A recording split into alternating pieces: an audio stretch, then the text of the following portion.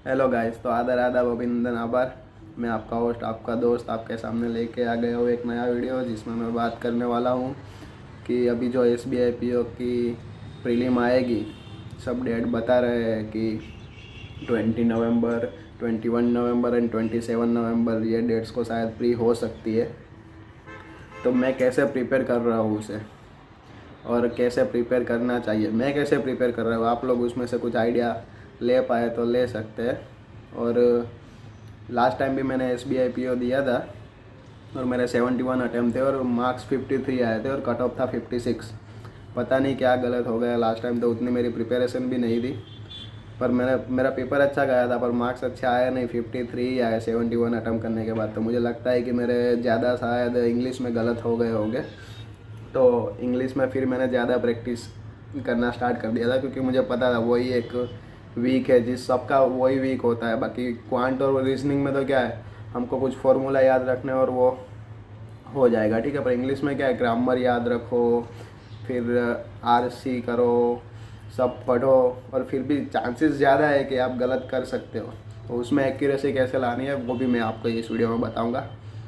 तो देखते रहिए। तो पहले मैंने आप लोगों के लिए लिखा है कि क्या लास्ट टाइम आया था पेपर में। जिसने दिया होगा उनको तो पता ही होगा, जो पहली बार देने वाला है उनके लिए भी है ये कि क्या क्या आया था एग्ज़ाम में। जैसे कि पहले तो होता है रीजनिंग 35 मार्क्स का, क्वांट 35 मार्क्स का, और इंग्लिश होता है 30 मार्क्स का, ठीक है। और कट ऑफ ज़्यादा से ज़्यादा है, हर टाइम 56 to 58 उतना ही जाएगा, बहुत ज़्यादा जाएगा नहीं। तो पहले हम आते हैं इंग्लिश पे। इंग्लिश में क्या क्या पूछा था लास्ट टाइम, तो है fill in the blanks. 4 marks की फिल इन द ब्लैंक्स पूछी थी। RC 7 मार्क्स, हाँ RC 7 मार्क्स की RC पूछ ली थी, reading comprehension. Error based question होते हैं ना ढूंढने के, वो 4 मार्क्स के पूछे थे। फिर एक सेंटेंस दिया होता है उसको करेक्ट करना होता है, वो 4 मार्क्स के पूछे थे। पेरा जंबल एक पूछा था, वो 5 मार्क्स का था। फिर कनेक्टर होते हैं ना ABCDEF, फिर उसको कनेक्ट करना होता है, वो 3 मार्क्स के पूछे थे। और वर्ड स्वैप होता है या इंटरचेंज करना होता है, वो 4 मार्क्स के पूछे थे। तो लास्ट टाइम मैंने दिया था ना, तब मुझे ऐसा लग रहा था, मैंने इंग्लिश में 29 साइड अटेम्प्ट किए थे, तो मुझे लग रहा था इंग्लिश बहुत ईजी है, मेरा अच्छा गया है। तो मुझे पता है मेरे इंग्लिश में ही ज़्यादा गलत हुए होंगे, इसलिए 71 अटेम्प्ट से डायरेक्ट 53 मार्क्स आ गए, ठीक है। तो अपने को वो ध्यान रखने का, उस एग्ज़ाम से मैंने यही सीखा कि ज़्यादा अटेम्प्ट करें या ना करें, तो एक्यूरेसी ज़्यादा रखनी है। और लास्ट टाइम मेरा इतना प्रिपरेशन था नहीं, अभी मैंने इस टाइम से स्टार्ट किया। तो देखिए आप, RRB PO प्री में मेरे 80 में से 66 है, ठीक है। एक्यूरेसी पे मैंने कितना ध्यान दिया वो मैं आपको बता रहा हूँ कि मैंने 61 अटैम्प्ट किए थे RRB PO में प्री में, और मेरे 66 आए। अब गुजरात में वैकेंसी चली गई है, 70 वैकेंसी थी पहले, अब हो गई है सिर्फ 8। BOB ने तो वैकेंसी हटा लिए, तो अब वो 8 वैकेंसी में भी मैंने RRB PO में मेंस में अटैम्प्ट किए थे 121, ठीक है। 121 में मैंने मेरी एक्यूरेसी रखी थी, तो मैं मेंस भी अब क्लियर कर चुका हूँ और मेरा अब इंटरव्यू आएगा। और SBI क्लर्क प्री की बात कर लेते हैं। प्री में मेरी एक पजल रीजनिंग की गलत हो गई थी, तो भी मेरे 76 मार्क्स आए, उसमें भी मैंने एक्यूरेसी रखी थी, ठीक है। मैंने 84 अटैम्प्ट किए थे, हाँ 84 अटैम्प्ट किए थे, और मेरे 76 मार्क्स आए प्री में, वो भी मैंने क्लियर किया। अब मेंस में मैंने अटैम्प्ट किया मेरी सेकंड शिफ्ट थी 1 अक्टूबर की, ठीक है। तो उसमें मैंने अटैम्प्ट किए 95 अटैम्प्ट किए, और एक्यूरेसी उसमें मैंने बहुत ज़्यादा रखी है, इसलिए मेरे कम अटैम्प्ट हुए। देखते हैं उसमें भी क्या रिज़ल्ट आता है। मुझे लग रहा है शायद पास हो भी जाऊँ, क्या कट ऑफ कैसी है वो देखते हैं अब। तो ऐसे एक्यूरेसी पे मैंने फिर लास्ट टाइम से वो सीखा और एक्यूरेसी पे ज़्यादा ध्यान दिया। तो आप लोगों को भी वही करना है कि एक्यूरेसी पे ज़्यादा ध्यान देना है, जितना दे सको ना। ज़्यादा अटैम्प्ट के पीछे मत भागो, ज़्यादा एक्यूरेसी के पीछे भागो, तो आपके लिए अच्छा होगा। क्योंकि ये PO एग्ज़ाम है, ज़्यादा कट ऑफ जाता नहीं है, आपकी एक्यूरेसी अच्छी हो तो आप क्लियर कर जाओगे। तो इंग्लिश का तो मैंने आपको बता दिया। अब इंग्लिश में मैं अभी कैसे प्रिपेयर करता हूँ। लास्ट टाइम मैं क्या करता था, कुछ करता नहीं था, सिर्फ ग्रामर का रूल्स पढ़ लेता था और सोचता था कि हो जाएगा। RC बारसी तो क्या है, पैराग्राफ में देखने से ही क्वेश्चन फाइंड करना है। वो मेरा एक तरीके से थिंकिंग सही भी था। पर अब SBI वाला क्या है, मार्क्स देते नहीं है, वो ओवरऑल मार्क्स देते नहीं है कि इंग्लिश में आपके कितने आए, रीजनिंग में कितने आए, क्वांट में कितने आए, ठीक है। तो हमको पता ही नहीं चलता कि हम किस में वीक है या किस में कम मार्क्स आए हैं हमारे। तो फिर मैंने अपनी स्ट्रेटेजी थोड़ी चेंज की।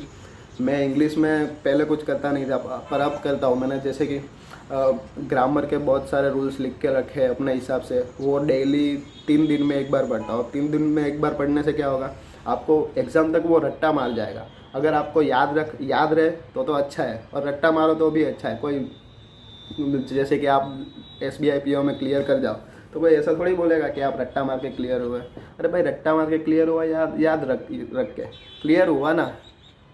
हमको क्या चाहिए, एंड में रिजल्ट चाहिए, रिजल्ट अच्छा आना चाहिए। तो रट्टा मारो या कुछ भी करो, पर आना चाहिए। तो मैं तो हर 3 दिन में, जैसे कि GK में भी हम रट्टा ही मारते हैं, ठीक है। जैसे मैं ग्रामर का तो पूरा रट्टा मारता हूँ, हर 3 दिन में एक बार पढ़ता ही हूँ, ताकि मुझे एग्ज़ाम तक याद हो जाए कुछ भी, जो उसका जो भी रूल्स हो, ठीक है। तो उसका 4 मार्क्स है, उसमें से मैं ज़्यादा नहीं सोचता हूँ, 4 या 5 मार्क्स होते हैं, उसमें मैं एक्सपेक्ट करता हूँ कि मेरे 3 तो सही हो ही, और 2 मैं छोड़ दूँ, क्योंकि एक्यूरेसी रखनी है मेरे को। मैंने SBI क्लर्क मेंस में भी ऐसा ही किया, मैंने 27 ही अटैम्प्ट किया इंग्लिश में। बाकी इंग्लिश का पेपर ईजी था, पर वो 27 में मैंने एक्यूरेसी 100% रखी है। ज़्यादा भी कर सकता था मैं, पर नहीं किया, क्योंकि मुझे एक्यूरेसी रखनी थी। फिर है एरर हो गया, फिर है fill in the blank. Fill in the blank में क्या होता है, आप जैसे जैसे कुछ पढ़ते जाओगे ना, ज़्यादा पढ़ते जाओगे, न्यूज़पेपर पढ़ोगे, ज़्यादा पैराग्राफ सॉल्व करोगे, फिर हिंदू में वो आर्टिकल आता है, आर्टिकल्स आते हैं। जो आर्टिकल कैसे होते हैं मैं आपको बताऊँ, मैं कैसे पढ़ता हूँ, जो इंटरेस्टिंग होते हैं मेरे हिसाब से। देश में क्या हो रहा है, दुनिया में क्या हो रहा है, कोई नई टेक्नोलॉजी आई है, कोई नई एप्लीकेशन है, उसके बारे में बहुत सारा लिखा होता है। तो उसमें से 2 चीज़ होती है, एक तो मेरा GK पावरफुल होता है, बर्निंग अफेयर पावरफुल होता है, और मेरा इंग्लिश पावरफुल होता है, ठीक है। अब मैं वो पढ़ता हूँ तो मुझे फिल इन द ब्लैंक में क्या आता है, फिल इन द ब्लैंक में एक आपको सेंट्रल आइडिया पता होना चाहिए आप। और फिल इन द ब्लैंक में कैसा करना है, जैसे कि एक लाइन लिखी, सेंटेंस लिखा, फिर ब्लैंक है, फिर सेंटेंस लिखा, तो आप सिर्फ आगे की लाइन पढ़ के वो फिल मत करो, उसके पीछे की भी लाइन पढ़ो, उसका मतलब समझो कि आगे भी क्या बोलना चाह रहा है, तो आपका क्वेश्चन मोस्टली सही होगा। RC तो मैंने बता दिया, आप जैसे जैसे न्यूज़पेपर पढ़ोगे या जितनी RC ज़्यादा सॉल्व करोगे ना, उतना आपको फ़ायदा होगा। बाकी उसमें तो क्वेश्चन ढूंढना ही है, स्पीड रखनी है आपको कितनी स्पीड है पैराग्राफ पढ़ने में, वो स्पीड भी आपको रोज़ पढ़ने से ही आएगी। रोज़ इंग्लिश का कुछ ना कुछ पढ़ो जो आपको मज़ा दे। पैरा जंबल भी आप पढ़ोगे तो आपको एक आइडिया लगने लगेगा कि स्टार्टिंग कौन से सेंटेंस से हो रहा है। पैरा जंबल में क्या होता है, आपको 3 ढूंढने होते हैं। एक तो स्टार्टिंग स्टेटमेंट ढूंढना होता है, सेंटेंस ढूंढना होता है, फिर पेयर्स ढूंढनी होती है, सेंट्रल आइडिया ढूंढना होता है, और एक एंडिंग सेंटेंस ढूंढना होता है। इतना आप ढूंढ लो ना तो पैरा जंबल हो ही गया है। तो स्टार्टिंग कैसे करने का, पैरा जंबल मैं अटेम्प्ट कैसे करता हूँ पता है कि स्टार्टिंग से 5 होते तो मैं पहले ढूंढता हूँ स्टार्टिंग स्टेटमेंट इसमें से कौन सा है, वो आपको मोस्टली दिख जाएगा। स्टार्टिंग स्टेटमेंट आप पढ़ोगे ना लाइन में, स्टार्टिंग स्टेटमेंट आपको मिल ही जाएगा, वो 1 मार्क तो आपका पक्का है। फिर हमको क्या ढूंढना है, उसके पीछे के पेयर्स ढूंढने हैं, कौन कौन से पेयर्स आ रहा है, और एक एंडिंग स्टेटमेंट ढूंढना है। हो गया पैरा जंबल, उसमें कुछ ज़्यादा है नहीं। वर्ड स्वैप तो सबसे ईजी है। वर्ड स्वैप में आप ऑप्शन के द्वारा जाओ ना, मैं तो हमेशा ऐसा ही करता हूँ। मैं ऐसा नहीं सोचता कि ये होगा ये होगा, मैं देखता ही नहीं, मैं डायरेक्ट ऑप्शन पे जाता हूँ और देखता हूँ कौन कौन से वर्ड स्वैप हुए, वो वहाँ लगा के देखता हूँ। हो रहे तो ठीक है, वही आंसर है। टाइम होता ही है, मुझे पता है। तब तक अभी तक जितने भी प्री उसमें इंग्लिश में मेरा टाइम बचता ही है, तो इतना कुछ ज़्यादा फास्ट करने की ज़रूरत है नहीं। अपन ठीक ठाक एक्यूरेसी के साथ अटेम्प्ट करना है, ठीक है, बहुत बढ़िया है अपने लिए। इंग्लिश हो गया SBI PO प्री के लिए। अब आते हैं हम रीजनिंग पे। तो रीजनिंग में लास्ट टाइम पूछी थी एक स्क्वायर बेस पजल, वो 5 मार्क की थी। फिर वर्ड प्रॉब्लम आते हैं ना, हम वर्ड प्रॉब्लम कैसे बताऊँ, जैसे कि कोई एक वर्ड दिया है तो उसको बोलना है कि बैकवर्ड और फॉरवर्ड डायरेक्शन में अल्फ़ाबेट के हिसाब से उनमें से कितने वर्ड लेटर आते हैं, ठीक है। ऐसे फिर सिलोजिज्म पूछे थे 4 मार्क्स के, वो बहुत ईजी थे। मंथ बेस पजल थी, वो इजी थी। वो स्क्वायर बेस पजल थी ना, वो थोड़ी मुझे ट्रिकी लगी थी, मेरी नहीं हुई थी लास्ट टाइम एग्ज़ाम में। 5 मिनट स्टार्टिंग में उसमें वेस्ट हो गया था। वो मैं आपको बताऊंगा कि अब अटेम्प्ट कैसे करना है। फिर मैंने क्या सोचा, वो मैंने वेस्ट करने के बाद रैंकिंग एंड ऑर्डर 3 मार्क्स के क्वेश्चन थे। सर्टेन नंबर पजल थी, सर्टेन नंबर बैठे होते हैं ना, उसका 5 मार्क्स का था पजल। ब्लड रिलेशन 3 मार्क्स का था। डिपार्टमेंट पजल, जैसे कि HR में है, कोई HR में काम कर रहा है, कोई ऑपरेशन में काम कर रहा है, ऐसे डिपार्टमेंट आपने पजल सॉल्व की होती है तो आपको पता ही होगा। सेल्स में काम कर रहा है तो ऐसे 9 लोग होते हैं और हमको सेट करना होता है कौन किस में काम कर रहा है। एक वो पजल थी, और डायरेक्शन डिस्टेंस 2 मार्क के थे। तो अब मैंने ऐसा सोचा है कि कोई भी पेपर हो, अगर आपको अच्छे मार्क्स रीजनिंग में गेन करने हो ना, तो आप पहले तो पेपर देख के भागो। पजल सॉल्व मत करो, पहले जो भी है डायरेक्शन डिस्टेंस है, ब्लड रिलेशन है, रैंकिंग है, सिलोजिज्म है, वो सब सॉल्व कर डालो। वो सब में आप अटकोगे नहीं, क्योंकि वो 5-5 मार्क्स का नहीं होता है, 1-1 मार्क्स का होता है। आप सॉल्व करके आगे बढ़ोगे, सॉल्व करके आगे बढ़ोगे, फिर पजल आप चुनो। क्योंकि कोई पजल में आप अटक गए ना तो पहले आपका डिमोटिवेट हो जाओगे, आपको ऐसा लगा कि मेरी 5 मिनट बिगड़ी, पजल सॉल्व नहीं हुई, फिर आगे भी आप गलती करने के चांसेस बढ़ जाएंगे आपके। तो मैं तो ऐसा करता हूँ कि पहले पजल नहीं छूता हूँ, पहले ये सब तुरंत सॉल्व कर देता हूँ, इन 6 से 7 मिनट में इतना सॉल्व कर देता हूँ, और फिर पजल पे पूरा अपना ध्यान दे देता हूँ। तो रीजनिंग ऐसे सॉल्व करता हूँ मैं। और क्वांट पे आते हैं। क्वांट में मैं कैसा करता हूँ कि पहले है ना, देखो क्वांट में पहले आपको बता देता हूँ कि क्या क्या पूछा था। क्वाड्रेटिक इक्वेशन थे 6 मार्क्स के, सिंप्लीफिकेशन 6 मार्क्स, सिंप्लीफिकेशन या अप्रोक्सीमेशन जो भी कह दो 6 marks, number series 4 marks, DI 14 marks, time and work, फिर एरिथमेटिक का 5 क्वेश्चन था, जैसे कि टाइम एंड वर्क का एक, सिंपल इंटरेस्ट कंपाउंड इंटरेस्ट का एक, एवरेज का एक, मिक्सर एंड एलिगेशन का एक, और पार्टनरशिप का एक। ठीक है, तो मैं तो पहले क्या करता हूँ कि ये एरिथमेटिक के जो होते हैं ना, वो उसको देखता ही नहीं, आए और तुरंत स्किप, आए और तुरंत स्किप, देखना ही नहीं है। स्टार्टिंग से मैं कहाँ से करता हूँ, क्वाड्रेटिक इक्वेशन का करता हूँ, क्योंकि मेरा वो बहुत क्या बोलते हैं, अच्छा पार्ट है, मुझे वो अच्छी तरह से आता है। ठीक है, तो मैं उसमें फुल स्पीड रख के स्पीड सॉल्व कर देता हूँ। फिर अप्रॉक्सीमेशन, वो तो हमको आना ही चाहिए, उसके मार्क तो कोई क्या बोलते हैं, उसमें तो करना ही चाहिए, 6 के 6 सॉल्व कर देने ही चाहिए। क्योंकि पीओ में क्या है, अब अगर आप क्वांट में 20 भी अटैम्प्ट कर दोगे ना, वो बहुत अच्छे अटैम्प्ट है आपके लिए, एक्यूरेसी रखना बस। फिर नंबर सीरीज़ पे आता हूँ, उसका 4 मार्क कवर करता हूँ। तो होती है एक शायद नंबर सीरीज़ क्या होता है कि टफ हो सकती है, पर 3 तो ईजी होती है, तो 3 आपको कर देने की। और फिर आते हैं हम DI पे, फिर मैं DI पे आता हूँ। ये हो जाए, जो ना आए वो छोड़ दो, एक्यूरेसी रखो, और फिर DI पे आओ। DI ढूंढो, आपको पता ही होगा, आपने स्किप करते रहा होगा कि कौन सी DI हमको आ सकती है। जैसे कि मेरे को मोस्टली सब DI तो ईजी लगती है, खाली एरिथमेटिक की DI होती है, उसमें ज़्यादा टाइम लगता है सोचने में। तो मैं प्रीफर करता हूँ कि ज़्यादा कैलकुलेटिव हो और एरिथमेटिक हो, तो मैं उसमें कैलकुलेशन चुनता हूँ और कैलकुलेटिव DI करने की कोशिश करता हूँ, क्योंकि मेरा कैलकुलेशन की स्पीड बहुत अच्छी है, तो मैं ऐसा ही चूज़ करता हूँ। तो आप भी उस हिसाब से चूज़ कर सकते हो। तो मेरी राय है कि इजी DI चूज़ करके वो ज़्यादा से ज़्यादा सॉल्व करने की कोशिश करो, और क्वांट में 20 to 25 अटैम्प्ट कर देना तो भी आपके लिए बहुत है। फर्स्ट रैंक नहीं रहना है हमको, सिर्फ प्री क्लियर करना है, क्योंकि प्री का कोई क्या इंपॉर्टेंस नहीं है फाइनल सिलेक्शन में, मेंस का ही इंपॉर्टेंस है। ठीक है, तो ये रीजनिंग क्वांट इंग्लिश हो गया।